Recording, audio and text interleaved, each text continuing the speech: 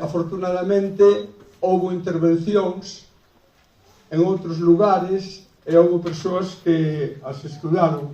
Unha delas é un doutor, un biólogo e o presidente da Asociación para a Defensa da Ría de Pontevedra, Antón Masa, que está entre nós, foi parte da Misión Biolóxica de Galicia de tantos e tantos proxectos. Entón, el opúxose e el comprobou os desastres provocados por unha industria de enclave e vai nos transmitir ese conhecimento.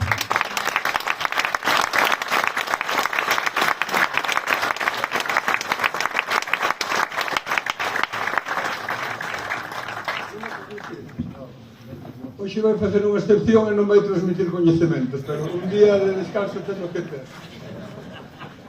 Hola, bon día.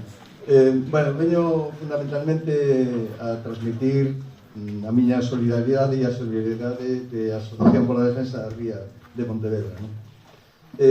Supoño que sabedes que somos unha asociación que temos un percorrido longo, non?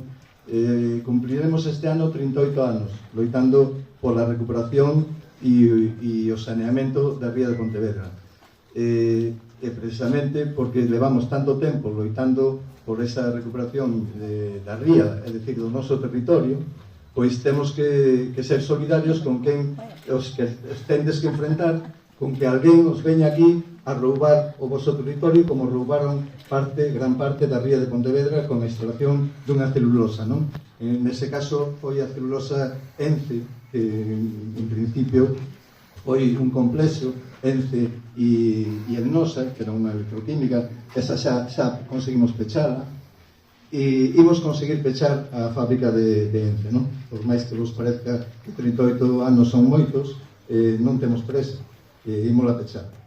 En todo caso, queremos transmitir que se estamos hoxe aquí é porque nós seguiremos defendendo o noso territorio, seguiremos defendendo outra maneira de facer territorio, outra maneira de cuidalo, e nese sentido coincidimos plenamente co manifesto que distintos profesionais, fundamentalmente arquitectos, pero tamén biólogos, edafólogos, como decía antes, non? Coincidimos plenamente porque nos seguiremos defendendo o noso dereito a un futuro mellor, non? A fábrica de celulosa destrozou a Ría de Pontevedra por completo e nós non queremos que aquí poda pasar eso, non? Entón vamos a seguir defendendo, xunto con a plataforma Ulloa Viva, que non se instale en Palas de Rei alto, non?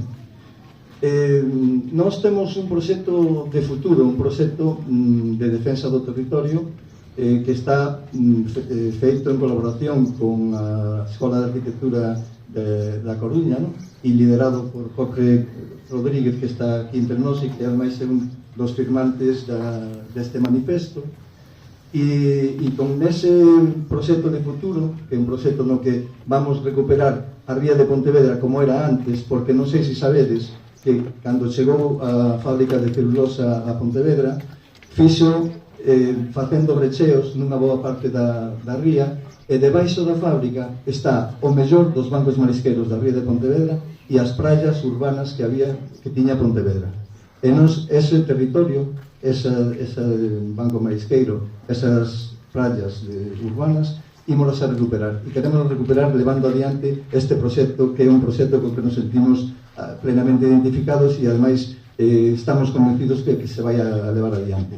Precisamente porque non queremos que pase eso aquí, estamos hoxe aquí con todos vos, seguiremos loitando coa plataforma Ulloa Viva e seguiremos dicindo, xunto con vos, un lema que está sendo desde hai máis de un ano, o lema que utilizamos sempre na Ría de Pontevedra, que é nin Ence na ría, nin Altri na Ulloa, que creo que é un lema co que debemos de seguir traballando conjuntamente.